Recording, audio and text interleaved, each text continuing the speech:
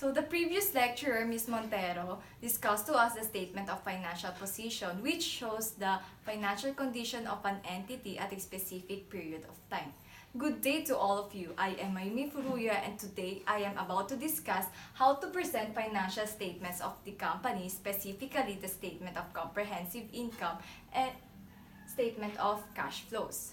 Okay, so towards the end of the discussion, the students must be able to identify the components, to know the importance, and to determine the proper format.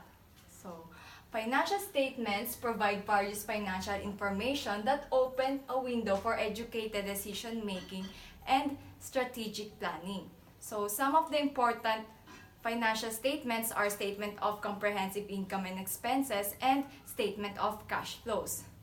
So, statement of comprehensive income and expenses reports on an entity's performance over a period of time and lists amounts for revenues, expenses, other comprehensive income, and the resulting net income or loss. So, I have prepared here a statement of comprehensive income and expenses to show you the proper format. It starts with a heading which comprises of the name of the entity, the name of the statement, and the date of the statement. So at the top line is the revenue. So we deduct the cost of services or cost of goods sold depending on the form of the entity.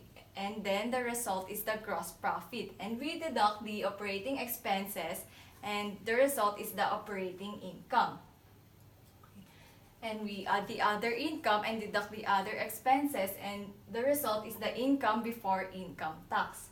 And next is the income tax expense. We deduct it, and the result is the net income. So the net income is the bottom line of the statement of comprehensive income and expenses. Next is the statement of cash flows. Statement of cash flows reports the change, either an increase or decrease, in a company's cash balance over a period of time.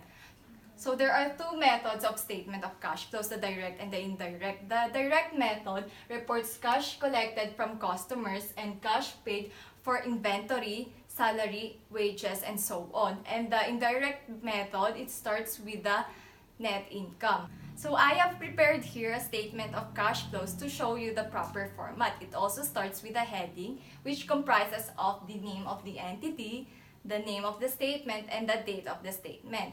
It starts with the operating activities, and since this is in indirect method, we also start from the net income. So we add the adjustments for depreciation and amortization and finance costs, and the result is the operating income before working capital changes. We deduct the increase and the decrease in trade and other receivables, other current assets, income tax payable. On the other hand, we add the increase and deduct the decrease in trade and other payables, add the cash generated from operations, and deduct the cash paid for taxes. And the result is the net cash flow used in operations.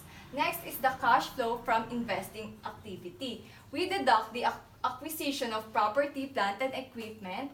We deduct the payment of dividends, add the disposal of property and equipment, add the deferred charges, and the result is the net cash used in investing activities. And last is the financing activities. We deduct the payment of bank loans, and while we add the availment of bank loans, the additional capitalization, and we deduct the increase in finance costs and dividends payment, and the result is the net cash used in financing activities. To get the cash and cash equivalents at the end of the year, we need to add the net increase in cash and cash equivalents and the cash and cash equivalents at the beginning of the year.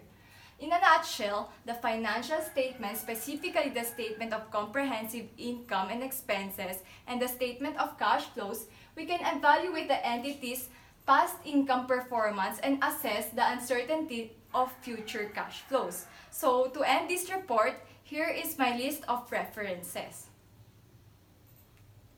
Thank you.